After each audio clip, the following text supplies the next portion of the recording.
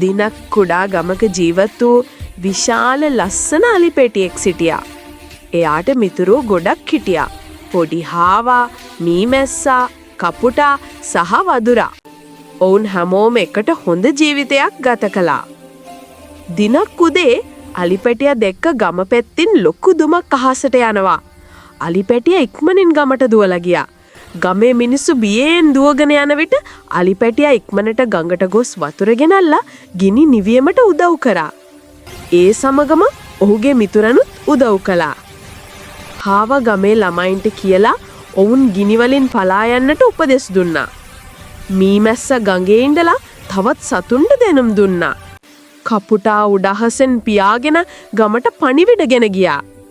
වදුර ගස් මතට පනිනා ගිනි නැති මාර්ග සොයා ගණ්ඩුවා.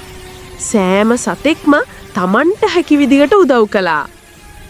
අලිපැටියා ගෙන ආපු වතුර වලින් ගින්න ඉක්මනට අඩු වෙලා නිවිල ගියා. ගමේ මිනිස්සු අලිපැටියට ජය වේවා කියලා හඬ නැගුවා. ගින්න නිවී යද්දි ගම පුරා සතුටක් මතුවුණා.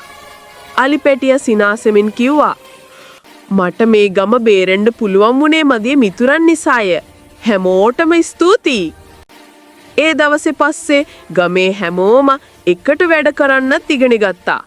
ඔවුන් කියා සිටියා, "අපි එකට ඉන්නකොට කිසිවක් අපිට අසීරු නැහැ" කියලා.